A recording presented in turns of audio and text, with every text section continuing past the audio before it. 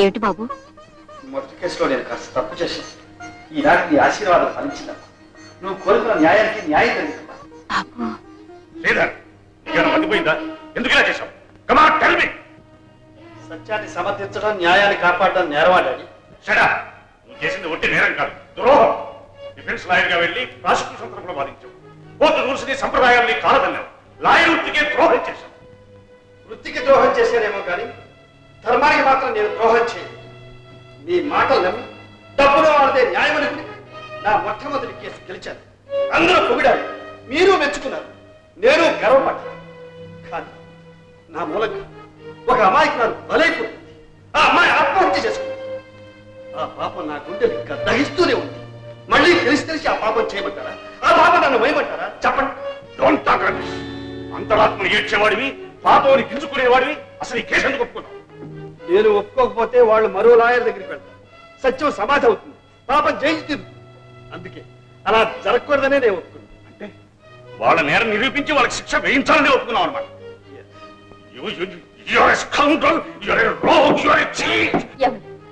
ఎందుకండి వాడిని అంతంత మాట్లాడతారు? డబ్బు కమ్ముడు పోలేదనా? మనసు చంపుని లక్షలు సంపాదించలేదనా? ఇంకా ఎందుకండి సంపాదన?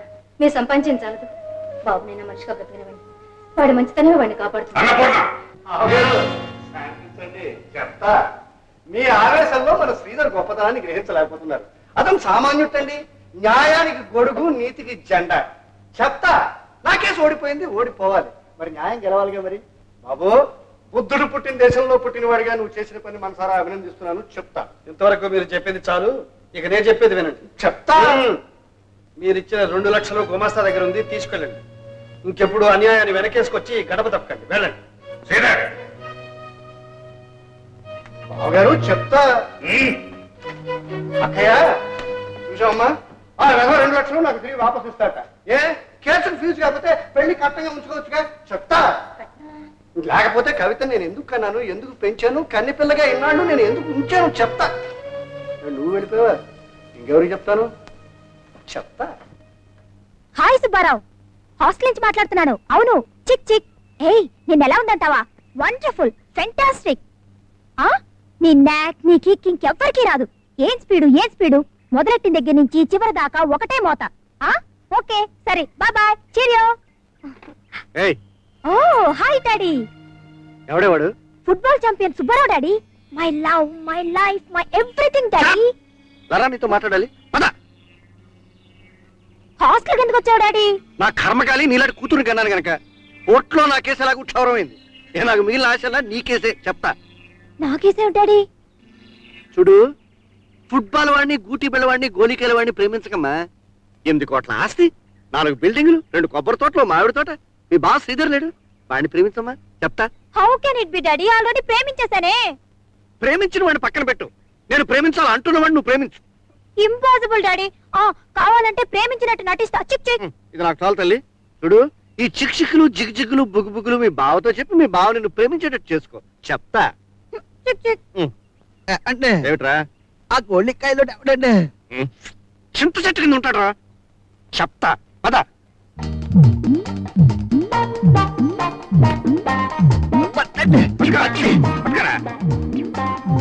దక్కిందండి.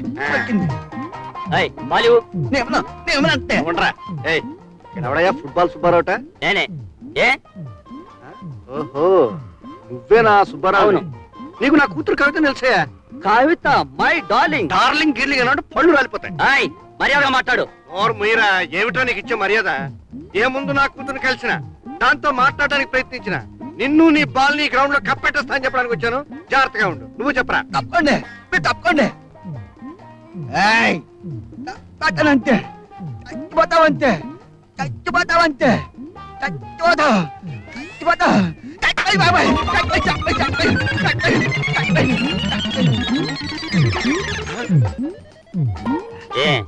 ఇక నీ సంగతి ఏమిటి? అబ్బే, నా సంగతే ఉంది, నా సంగతే లేదయ్యా. ఇదిగా నీలాంటి వాడి కోసం ఎన్నాళ్ళు ఎదురు చూస్తున్నానయ్యా. నా మనసు కనిపెట్టి మా అమ్మాయి సరైన మనిషిని ప్రేమించిందయ్యా. ఏ బాడీ ఇది ఊరికి టెస్ట్ అయ్యా. ఇది ఫుట్బాల్ స్వయంవరం. ఈ అరగంట ఏముందా? ఏం లేదు, నీతో విషయం మాట్లాడాలి. ఓకే, పద. చిక్ చిక్. ఒంటరిగా ఏం చేస్తున్నావు బావా? బోర్ కొట్టదు? నాకేం బోర్ కొట్టదు. చిక్ చిక్ బావా, సినిమాకి వెళ్దామా? నో. పోనీ ఫుట్బాల్ మ్యాచ్ కి? నో, నాకు ఆ తిరుగుళ్ళు అలవాట్లేవు. కానీ ఫస్ట్ గెటప్. ఏమిటి బావా, నేను గెట్ ఇన్ అంటే నువ్వు గెట్ అవుట్ అంటావు. మధ్యలో మా నాన్న నన్ను చంపేస్తున్నాడు. ఎందుకు మీ నాన్న చంపడం? నిన్ను లవ్ చేయి అని ఒకటే ప్రాంప్టింగ్. చిక్ చిక్ ఫైనల్ గా అడుగుతున్నాను, ఏమిటి నీ నిర్ణయం? నా నిర్ణయం ఏదో నాకుంది, కానీ నీ గురించి నాకే నిర్ణయం లేదు. Is it? బావా ప్లీజ్ ఈ మాట వచ్చి మా నాన్నతో చెప్పు. ఫుట్బాల్ మ్యాచ్ కి టైం అయింది, వెళ్ళాలి. ఆపు ఆపు. అక్కయ్య, ఆ గదిలో వాళ్ళిద్దరూ కిలకిలకిలకిలు ఆడుకోవడం నీ చెవులకు వినిపిస్తుందో లేదో నాకు తెలియదు, కానీ నా చెవుల్లో మాత్రం ఇలా గింగురు ఎత్తించేస్తోంది. చూడు, వాళ్ళిద్దరూ పెళ్లి విషయంలో ఈ పాటికి నిర్ణయానికి వచ్చేసి ఉంటారు. బయటకు వచ్చి నీకు ఆ నిర్ణయం చెప్తారు నువ్వు అని నేను ఇదివరకే అనేశాను. మన ఇద్దరం కలిసి బాగా నువ్వు అనిపించేద్దాం. చెప్తా. చిక్ చిక్ నానా, బావేదో చెప్తున్నాడు, అది విని నువ్వు కాసి వెళ్ళిపో. ఏమిటి బాబు? కాదు, నువ్వే చెప్పు. మీరు నా మీద ఏవేవో ఆశలు పెట్టుకున్నట్టున్నారు. అవేవి నెరవేరవని, కవితను నేను పెళ్లి చేసుకోవడం జరగదని, కవిత చేత ఇలాంటి పిచ్చి పిచ్చి వేషాలు వేయించడం మంచిది కాదని ఇప్పటికైనా మీరు తెలుసుకోవడం మంచిది. వస్తా. థ్యాంక్ యూ బావా, థ్యాంక్ యూ. నానా, ఫుట్బాల్ మ్యాచ్ కి టైం అయింది, నేను వెళ్తున్నాను. చిక్ చిక్.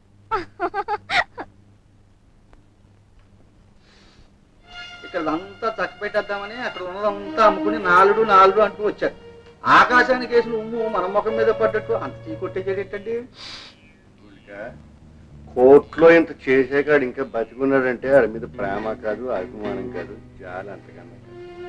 నా కూతురు నాడు పెళ్లి చేసుకుంటాడని నమ్మకం. ఇప్పుడు ఇంకా ఆలోచిస్తుంది దీనికి. చెప్తా. ఏమిటి ఇలా వచ్చా? ఇవాళ పేపర్ చూసావా? ఏమిటి? నువ్వు ఎంతో కష్టపడి ఆ వెధవలకు జైలు శిక్ష వేయించావా? వాళ్ళకి బాగుపడే యోగం లేదు బాబు. జైలు నుంచి తప్పించు పారిపోయారు. బాబు, ఒకప్పుడు వాళ్ళు నాకు సంబంధించిన మనుషులైనా ఇవాళ నీకు సంబంధించిన మనిషిగా చెప్తున్నాను. నువ్వు కొంచెం జాగ్రత్తగా ఉండాలి బాబు. వాళ్ళు పచ్చి నెత్తురు తాగే మనుషులు. తర్వాత మనం ఏమనుకునే లాభం లేదు. చెప్తా. హలో, ఎవరు? రంగనాథ. వైజాగ్ నుంచేనా? ఏమిటి? లేబర్ కాలనీ ఖాళీ చేయిస్తున్నారు. ఏమిటి? లేబర్ కాలనీని ఖాళీ చేయించాలని చూస్తున్నారు? ఎవరు? ఇక్కడ ల్యాండ్ లార్డ్. ఓకే, అయితే నేను ఇప్పుడే కారులో బయలుదేరి వచ్చేస్తాను. ఎంత రాత్రి అయినా సరే వచ్చేస్తాను. ఓకే.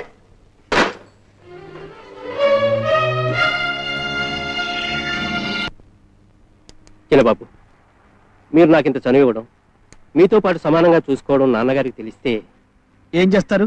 ఆహా, నన్నేదో చేస్తారని కాదు, మిమ్మల్ని ఏమైనా అంటారేమోనని. ఏ డబ్బు మనిషిగా చూడదా? అలా చూడనిస్తే ఈ తేడాలు ఎందుకుంటాయి బాబు? ఈ ప్రపంచం ఎప్పుడో స్వర్గం అయిపోయేది. అలాంటి రోజు రాదంటావా? వస్తుందనే ఆశతోనే ఎందరో ఎదురు చూస్తున్నారు. కానీ ధనం, అధికారం ఆ రోజున ముందుకు రాకుండా ఆపేస్తుంది బాబు. చిరంజీవి, మనం ఇప్పుడు ఎక్కడికి వెళ్తున్నాం? వైజాగ్ బాబు. నో. మరి ఆ రోజు వైపు వెళ్తున్నాం. ఆ రోజు కోసం వెళ్తున్నాం.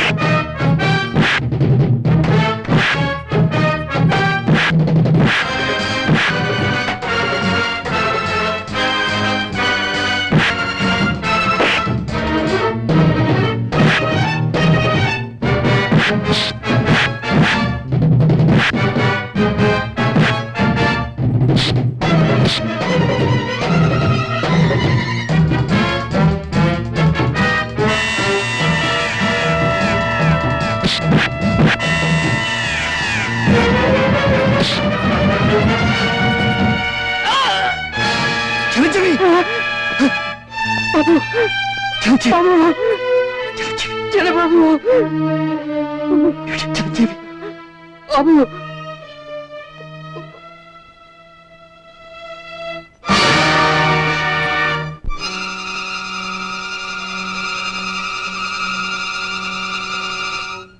మనకి డజన్ మంది డ్రైవర్లు ఉన్నారు. ఎవరిది ఏ ఊరో ఎక్కడి నుంచి వచ్చాడో వాడి కులం గోత్రం తెలుసుకోవాల్సిన అవసరం నాకు లేదు. మీకు లేకపోవచ్చు, ఆ అవసరం నాకు. చిరంజీవి నా కోసం అతని ప్రాణం బలిపెట్టాడు. కొంతమంది బతకడానికి పుడతారు, కొంతమంది చావడానికి పుడతారు. అది వాళ్ళ కర్మ. అయినా అర్థాలు వాడి గురించి విత్తవరే అయిపోతావేంటి? పనికి మాలిన వాడి ప్రాణానికి ఒక 1000 రూపాయలు పిసిరాతలు పరిచయం సరిపోతుంది. అవును, అతని బదులు నేను చచ్చుంటే తెలిసేది ఆ ప్రాణం విలువ. ఏమిటయ్యా మాటలు? అవునమ్మా, డబ్బు వల్లే మనిషికి విలువ అని ఆయన నమ్మితే ఇప్పుడు విలువ కట్టవలసింది అతని ప్రాణానికి కాదు, అతను కాపాడిన నా ప్రాణానికి. శ్రీధర్, ఈ ప్రపంచంలో అందరికీ అన్నిటికీ ఒకే విలువ ఉండదు, ఉండకూడదు. నడివీధిలో చచ్చిన కుక్కని మున్సిపాలిటీ వాళ్ళు లాగే అవతల పారేస్తారు. ఒక మనిషి చచ్చిపోతే అంత తేలిగ్గా తీసుపడేస్తారు. అతను నమ్ముకున్న వాళ్ళకి కన్నవాడికి తెలుస్తుంది అతని ప్రాణం విలువ. అమ్మా, మనిషి విలువ తెలిసేది పాపిష్టి డబ్బు కాదు. ఆ పాపిష్టి డబ్బులు నేను పుట్టావు, పెరిగావు, మర్చిపో. అది ఇప్పుడే తెలిసింది. తెలిసిన తర్వాత ఆ పాపాన్ని కడిగేసుకోవాలి. ఏమిటి బాబులు అంటున్నది? ఏ అర్థం కాలేదా? నేను సంపాదించింది పాపిష్టి డబ్బని, అది తనకు అక్కర్లేదని, ఈ ఆస్తితో పాటు నన్ను నిన్ను కూడా వదులుకుంటానని అంటున్నాడు. అంతేనా? చెప్పరా, నీ కన్న తల్లి అర్థం కాగలుగుతోంది, చెప్పు. మీరే చెప్పారు, మీకన్నా ఈ డబ్బు విషయాల్లో ఇంకెవరైనా ఏ గొప్పగా చెప్పగలరు. వస్తాను. శ్రీధర్, నువ్వు ఆ శవాన్ని గురించి పట్టించుకోవడానికి వీల్లేదు. తండ్రిగా చెప్తున్నాను. నేను మనిషిగా చెప్తున్నా, నా ప్రాణాన్ని కాపాడిన అతని ఆఖరి రుణం తీర్చుకోవడం నా ధర్మం. వస్తాను.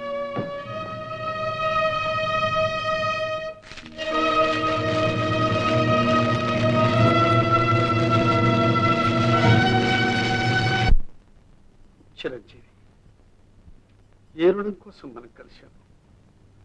లేక ఇలా రుణం తీర్చుకోవడానికి మనం కలిశామేమో. కానీ మెరుపులాంటి నీ వెలుగులో ఎన్నో విషయాలు తెలుసుకోగలిగాను. నువ్వు లేని ఈ ప్రపంచం నాకెంతో చీకటిగా ఉంది ఫ్రెండ్.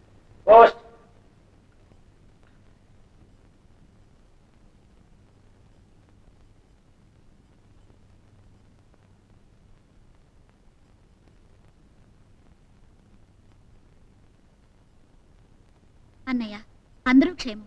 నువ్వు క్షేమంగా ఉన్నావని తలుస్తాను. అమ్మ నిన్నొకటే కలవరుస్తుంది. నాన్నకి ఇంకా నయం కాలేదు. మాకందరికి నిన్ను చూడాలనుంది. ఒక్కసారి రా అన్నయ్య. వచ్చేటప్పుడు నీకెవరో స్నేహితుడు చాలా మంచి ఆయన దొరికాడని అన్నది. ఆయన కూడా తీసురా. అమ్మ కూడా చెప్పింది. ఉత్తరానికి జవాబు నువ్వు రావడమే. నీకోసం ఎదురు చూస్తున్నా.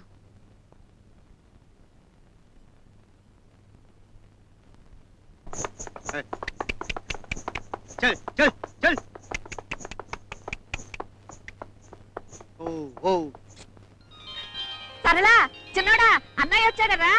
ఏమండి ఏమండి, బాబు వచ్చాడు. బాబు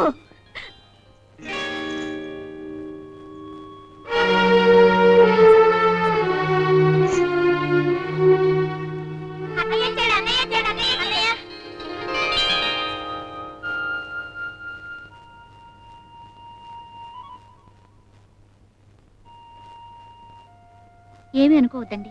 మా అన్నయ్య అనుకున్నావు. నేను మీ అన్నయ్య స్నేహితుడినేనమ్మా. ఆయన పంపిస్తేనే వచ్చాను. మా అబ్బాయి దగ్గర నుంచి వస్తున్నావా బాబు? అవునమ్మా. బాబు, ఒరే అబ్బాయి, ఎన్నాళ్ళకి వచ్చావురా? రాలేదండి, అబ్బాయి స్నేహితుడంట. అబ్బాయి రాలేదా? ఏమండి ఏమండి, మా అన్నయ్య బాగున్నాడండి. ఏమండి, మా అన్నయ్య ఎప్పుడు వస్తున్నాడండి? మా అన్నయ్య తప్పకుండా రమ్మని ఉత్తరం రాసాం. మీకు ఏమైనా చెప్పాడండి? చెప్పండి. ఏమిటారా మీ ప్రశ్నల వర్షం? మీరును రాత్రంతా ప్రయాణం చేసి వచ్చారా? రా బాబు, రా. రా బాబు. మా చిరంజీవి పులసాగా ఉన్నాడా? రాసాగానే ఉన్నాడండి. వాణ్ణి చూసి ఎన్నో ఏళ్ళైనట్టుంది. ఉద్యోగం కోసమని వెళ్ళాడు. ఉద్యోగం దొరికిందని రాశాడు. నెల ఏదో పంపిస్తూనే ఉన్నాడు. డబ్బు పంపిస్తే చాలనుకున్నాడేమో. ఇంటికి రావటమే మానేశాడు. వెళ్ళు బాబు, ముందు స్నానం చేసి భోంచి తీసుకెళ్ళవే. రా బాబు. పద బాబు.